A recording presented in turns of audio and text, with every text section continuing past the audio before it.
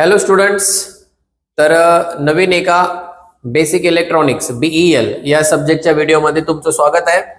तर या व्हिडिओमध्ये आपण पाहणार आहात, त्या अगोदर थोडंसं रिवाइज करूयात। या अगोदरचा जो व्हिडिओ होता त्यामध्ये आपण पाहिलं होतं की डायोड मध्ये डिप्लेशन रिजन काय असते, ते डिप्लेशन रिजन फॉर्म कशी होते, त्याला आपण डिफाइन कसं करतो आणि what is mean by barrier voltage.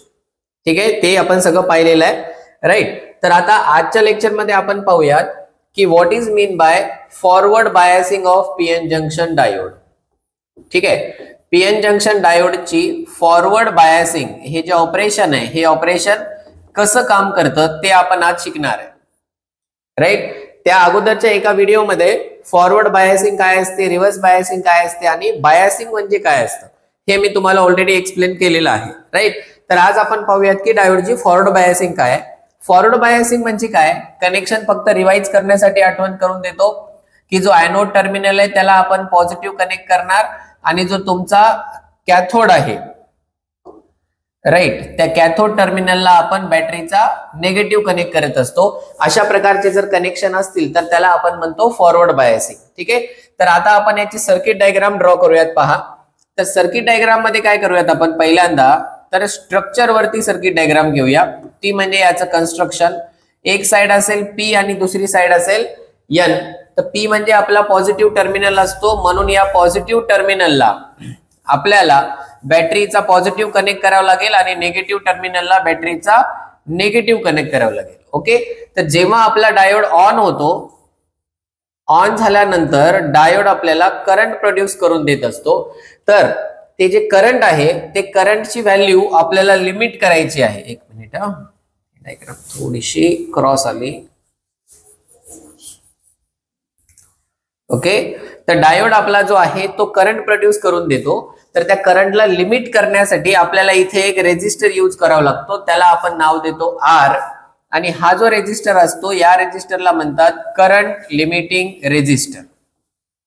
Okay, हा आपला एनोड टर्मिनल, हा आपला कॅथोड टर्मिनल, ही आपली बॅटरी, प्लस आणि मायनस। आपण फॉरवर्ड बायसिंग करत आहे म्हणून इथे F राहणार आणि हे V। तर हे जे बॅटरी आपण इथं कनेक्ट केली त्याला आपण VF म्हणतो। या VF चा जो अर्थ आहे तो राहतो तुमचा फॉरवर्ड व्होल्टेज। VF म्हणजे फॉरवर्ड व्होल्टेज। तर अशा प्रकारे ही तुमची डायग्राम तयार होते आणि याच्यामध्ये जो करंट आहे तो करंट तुमचा पॉझिटिव्ह पासून निगेटिव्ह पर्यंत फ्लो होत असतो आणि हा जो करंट असतो या करंटला म्हणलं जातं IF, म्हणजे तुमचा फॉरवर्ड करंट।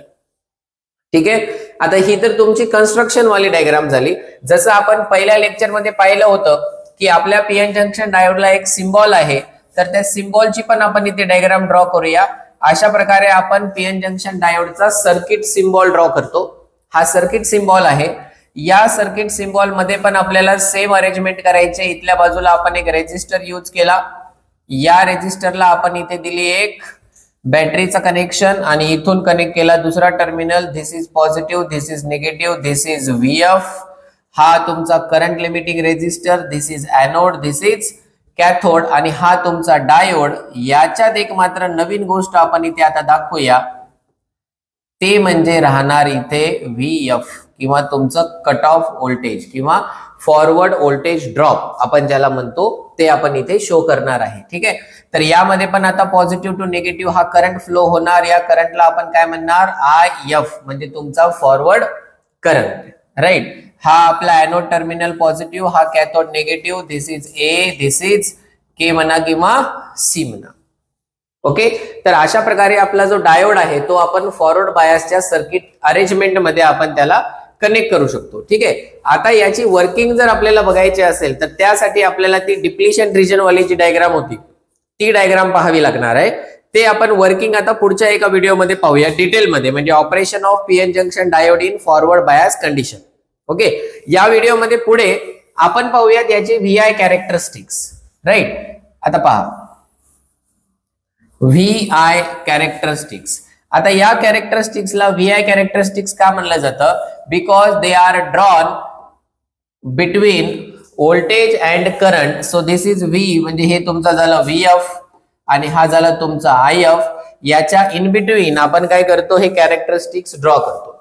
ठीक आहे, एक काम करूया, आपण कॅरेक्टरिस्टिक्स ना नवीन पेज वरती काढू, थोडं डिटेल मध्ये सांगता येईल मला. पहा,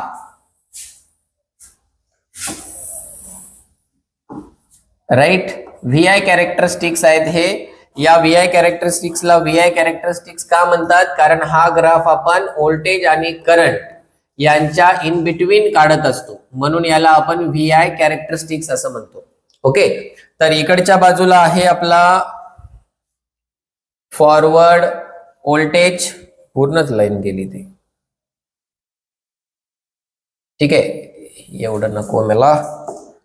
राईट, इकडे असेल आपला VF म्हणजे फॉरवर्ड व्होल्टेज, इकडे आहे आपला IF म्हणजे फॉरवर्ड करंट.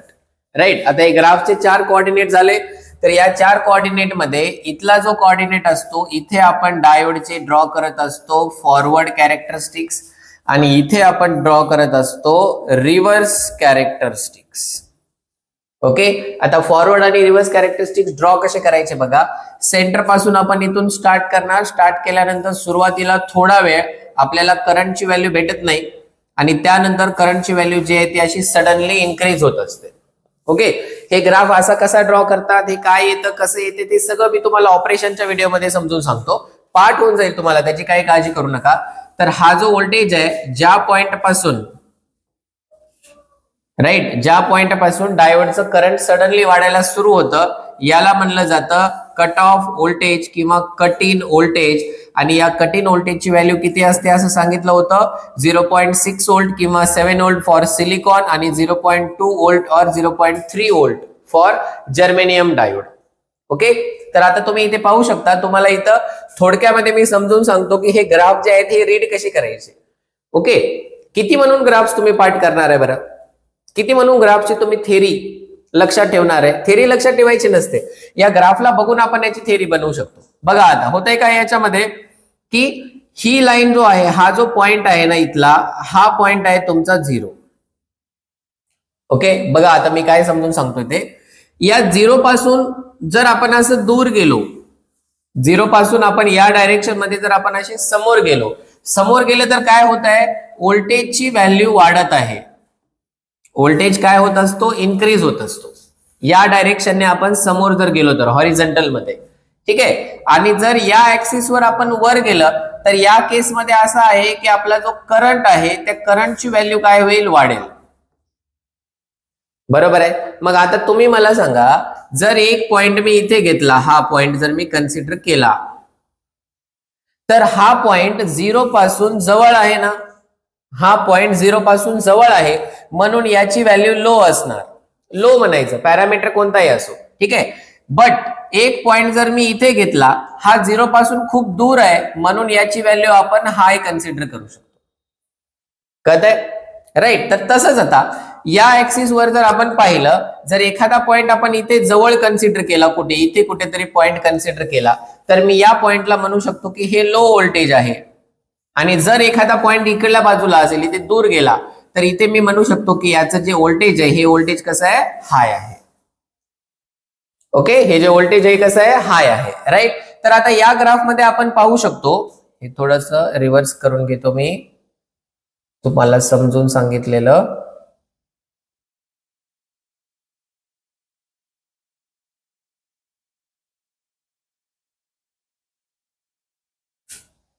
ठीक आहे. तर बघा आता इथे झालं काय, सुरुवातीला हा ग्राफ फक्त समोरच जातोय. बघा हा सरळ जात आहे इकडच्या बाजूला, ठीक आहे. चार कलर कोणता छान दिसेल सर, हा दिसतोय. ओके, पहा हा ग्राफ काय होतोय, असा समोरच जात आहे.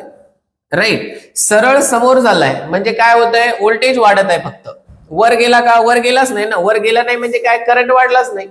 राईट, का वाढला नाही, कारण 0.6 0.7 व्होल्ट पर्यंत तुमची डिप्लिशन रिजन प्रेझेंट असते. डिप्लिशन रिजन प्रेझेंट असल्यामुळे आपले जे होल्स आणि इलेक्ट्रॉन्स आहेत ते जंक्शनला क्रॉस नाही करू शकत. जर ते जंक्शनला क्रॉस करणार नाही तर तिथे कंडक्शनच होत नाही. कंडक्शन होत नाही म्हणजे करंट वाढणार नाही तुमचा. राईट. बट होतं काय, जेव्हा आपण हे व्होल्टेज वाढवत असतो, वाढवत व्होल्टेज आपण एका पॉइंट पर्यंत वाढवतो, त्या पॉइंटला म्हणतो आपण ब्रेकडाऊन व्होल्टेज किंवा तुमचा कट इन व्होल्टेज म्हणतो. तर या कट इन व्होल्टेजला काय होतं की तुमचा जो डिप्लिशन रिजन आहे तो डिप्लिशन रिजन आता काय करतो, होल्स आणि इलेक्ट्रॉन्सला अलाउ करायला स्टार्ट करतो, राईट. बट या अगोदर काय झालेलं आहे, 0.7 व्होल्ट पर्यंत म्हणजे 0.6 व्होल्ट पर्यंत म्हणजे बघा 0.1, 0.2, 0.3 अप टू असे 0.6 पर्यंत आपण व्होल्टेज वाढवत आलो. बट आपले होल्स आणि इलेक्ट्रॉन्स जे आहेत ते जंक्शनला क्रॉस करू शकत नव्हते, बरोबर आहे. म्हणजे तिथे जंक्शनच्या अलीकडे, डिप्लिशन रिजनच्या अलीकडे खूप सारे होल्स आणि इलेक्ट्रॉन जमा झालेले आहेत, राईट. जसंही हे 0.7 व्होल्ट आलं किंवा 0.6 व्होल्ट आला, हे सगळे जे इलेक्ट्रॉन्स आहेत हे सगळे इलेक्ट्रॉन्स काय होतात, सडनली जंक्शनला क्रॉस करून टाकतात. सडनली जंक्शनला क्रॉस केल्यामुळे काय होणार, तुमचा जो करंट आहे हा अशा प्रकारे सडनली काय होत असतो, इन्क्रीज होतो. हा सडनली जो इन्क्रीज झालेला करंट आहे या करंटलाच आपण म्हणत असतो फॉरवर्ड करंट.